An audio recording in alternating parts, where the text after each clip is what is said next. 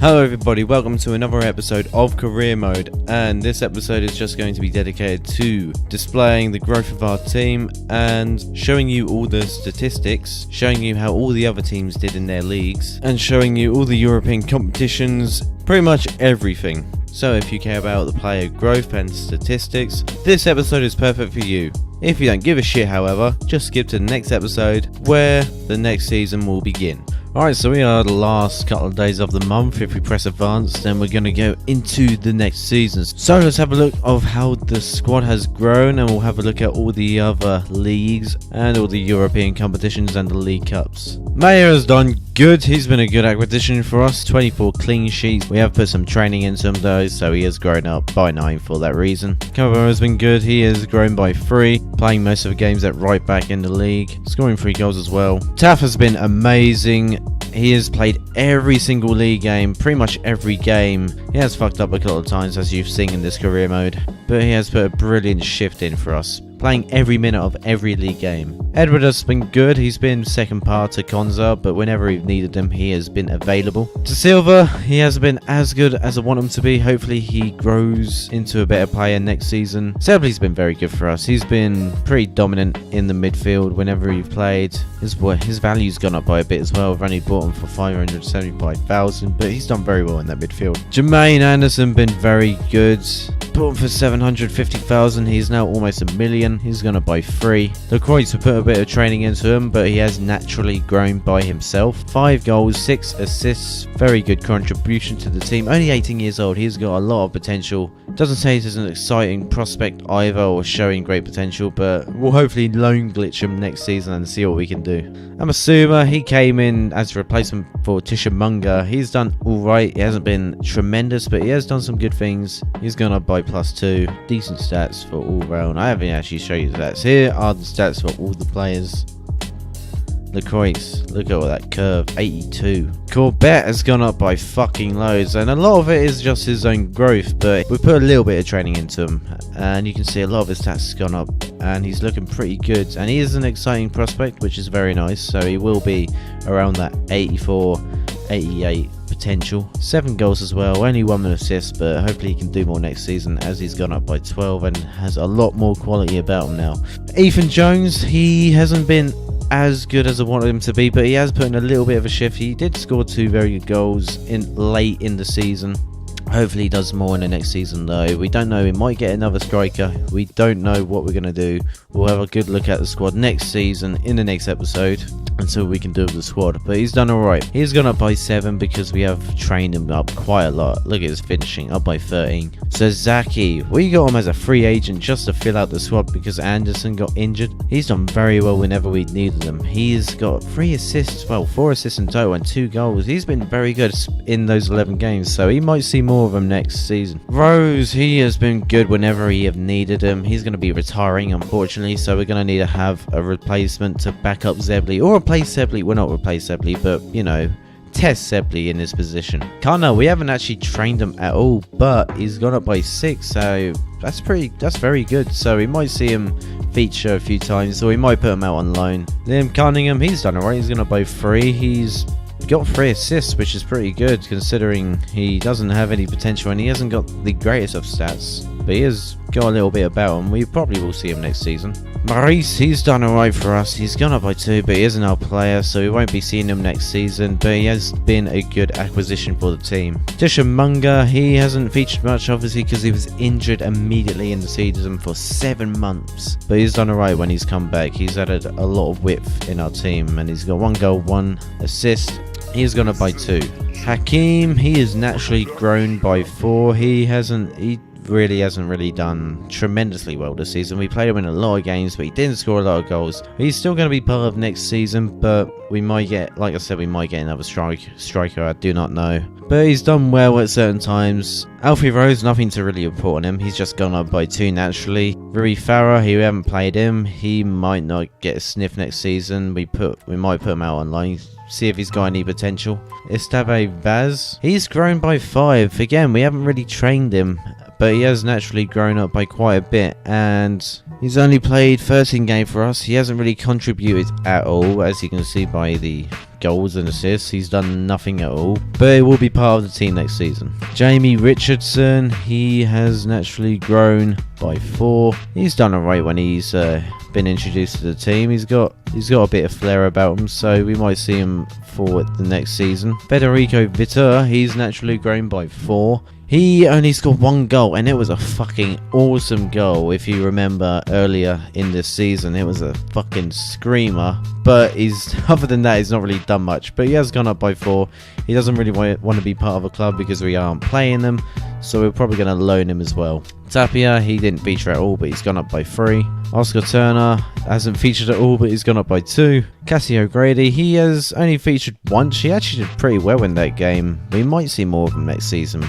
Will Carter, he only had 1 really good game for us where he made a very good assist, but other than that, he's not done much. He's gone up by 5. Also, Davey, he's been a good part of the squad. I mean, his energy is just brilliant to the team. He's got 99 stamina. He's going to be a big part of next season. We're going to need a lot of squad players, and he's not a first team starter, but he's definitely a big squad player. He can play pretty much anywhere for me, so I'm happy to have this player. I mean, he's been a very good signing. He's only scored 1 goal. He's made 3 goals. I'm not expecting him to do that. I'm just expecting him to be running around the midfield, breaking up play, and he's done that very well. Konza been a very, very good part of the squad. Unfortunately, he's probably not going to be. He's only going to be here for another half of the season, I think. I'm not sure when we loaned him, to be honest. So we might lose him at the start of the season, but he's been very good when we've needed him. He keeps getting fucking injured, unfortunately. If we have an option to buy him, we probably will, because 975,000 isn't that.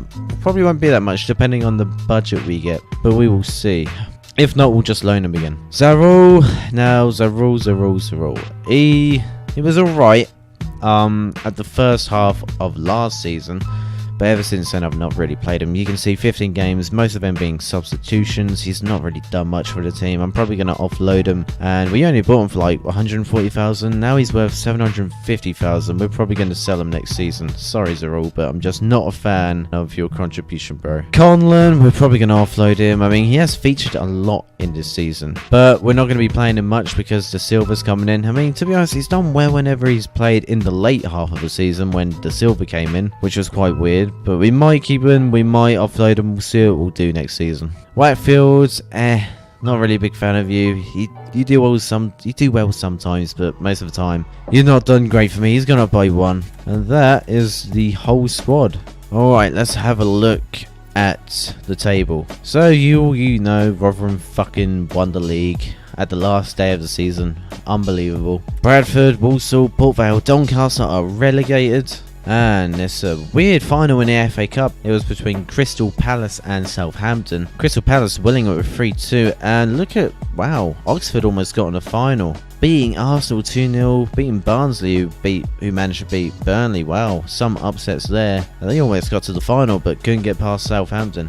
EFL Cup, oh my god, Liverpool smashed this tournament. They beat Blackburn by 5-1 in the semi-final 2 legs. And they smashed QPR in the final. Fucking hell. Rotherham win the Trade Trophy. Fucking hell, they won 2 trophies this season. Very good season for them bastards. League 1 playoffs, there's going to be Charlton that's going to be joining us in the Championship. Poor Barnsley, they were just behind the top 2 in us and Rotherham. I'm missing out, but Charlton have earned their place in the Championship. Alright, we won this European International Cup. No one really cares about that. Cup of Europe, Bayern win against Villarreal. There we go. Look at that. Oh, alright, Juventus have won the Champions League against Paris. Liverpool almost getting there, but they lose against Juventus. Paris getting through, beating Madrid. Oh, Everton miss out on the Champions Cup place, losing against Lazio. Fucking hell, they smashed the semi-final 8-1 in the 2 legs. Man United's not even beating Lazio. I hear all the group stages. If anyone wants to have a look at them. Spurs fucking smashing their group. Roma smashing theirs. Everton dominating theirs. Holy shit.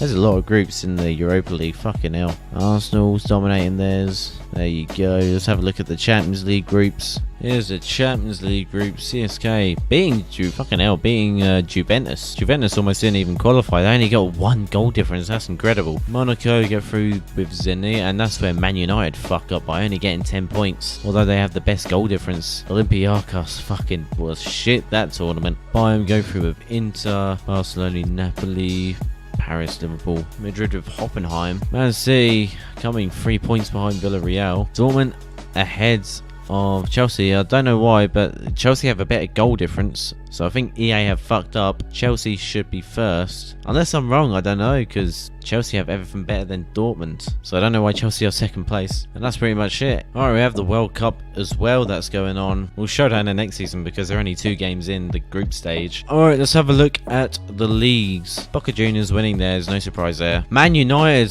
they're in the Europa League, but they won their league by quite a lot. Holy shit. 92 points with a goal difference of 54. That's brilliant. 84 goals. Fucking hell, United were on it this season. Man City being behind them, Liverpool and Chelsea at the top 4, Arsenal and Spurs in 5th and 6th, Everton just behind with 70 points, West Ham in 8th, Southampton 9th, Leicester, who got relegated, Sheffield Wednesday, Middlesbrough and Watford. Norwich just about survived. Sheffield Wednesday though, look at their goal difference, minus 64, 81 goals conceded. They were fucking shocking this season. Holy shit. We'll be seeing them in the Championship. Aston Villa and Bournemouth will be going to the Premier League. I don't know who won the playoffs because it doesn't show that table. Bolton, Sheffield Wednesday and MK Dons are going down, and they've got 100 goals each, other than Sheffield United, that were conceded. Holy fucking shit. 100 goals for 2 teams to concede. That is incredible. Bolton being the worst team by far though, with only 23 points in 46 games. That is fucking atrocious. Sheffield only getting 1 extra win.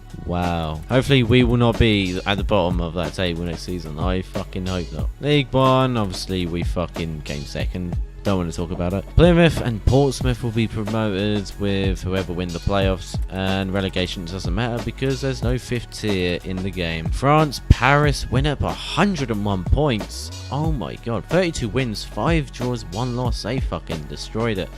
Monaco come in 2nd. Leverkusen win the league. Bayern Munich 2nd. Dortmund 3rd. Wow, that's interesting. Leverkusen beating Bayern Munich to the league. That's incredible. Congratulations to Leverkusen. Holy shit. Inter have taken the title away from Juventus. I think they won last year, but Inter have won the Calcio A this season. Tables are getting interesting. Milan, their rivals, only 7th. Bad season for Juventus. PSV win their league, just a point ahead Feyenoord.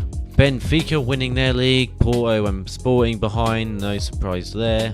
Celtic win their league, no surprise there. Rangers in 2nd though. And Madrid smash their league with fucking 9 points ahead of Barcelona. Although Madrid having a worse goal difference, more goals conceded and less goals for.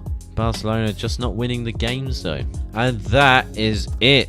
Alright, a few more things to show you before we continue. For our league in League 1, we were shit in terms of having an out-and-out goal scorer. We did have Turner, but he joined Millwall, and he's not even in the top he's not even in the top 25 anymore, because I'm guessing Millwall didn't even play him. We came 2nd place, and we don't have anyone that has scored more than 9 goals on the board, and that is incredible. I think we must be the first ever team to do that in history in League 1. Although we do have someone in 15th on the assist board. We've got LaCroix, who has actually been very good for us this season with 6 assists. No one else though, just LaCroix getting on the table, but I'm guessing May, yep, he's 2nd place with 17 clean sheets. And we have no one on the yellow card. Oh wait, yes we do. Zebly, dirty bastard. He only got yellow cards mainly in the sim games though. What about red cards? We can't be in the red cards. I'm too clean of a player. Yep, nothing in the red card zone. Alright, Zaha was top scorer, joint with Boufal in the FA Cup. Overtang, a lot of people getting 3 assists. Overtang joint with the young Streetman Abraham. Did Streetman join Southampton? Oh fucking hell, I must have forgot that. Clean sheets, faster. I don't think any of you care about too much of this, but I'm showing you anyway. Here are the EFL Cup goal scorers. Checker Trade Trophy with awards. Alright, in the Champions League, Dybala gets top goal scorer. Ronaldo still killing it along with Royce and Shatov. Wonderful name. Shatov getting top of the chart of assists. Well, Shatov did really well in the Champions League. Alright, in the Euro League, Lukaku killed it with 9 goals. Philippe Anderson and Baldi Diao, I think that's how you say it, right behind him. Lukaku getting 5 assists as well, topping that along with Salah Santos. Alright, I think I have shown you everything. Part 1.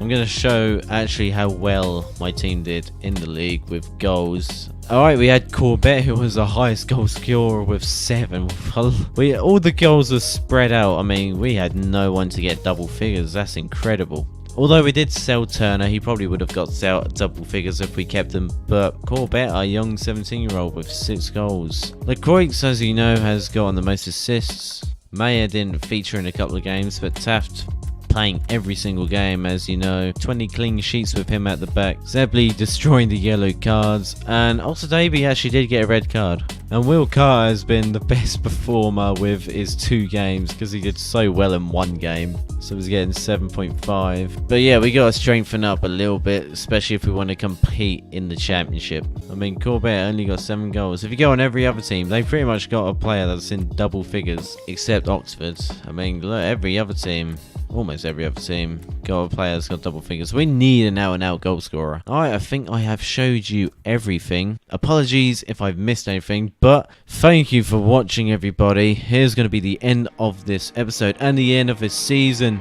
Join me for an epic battle in the championship where who knows what's going to happen. Thank you for watching, people. Like the video if you've made it this far. It's been a very good season. And I shall see you in the next episode.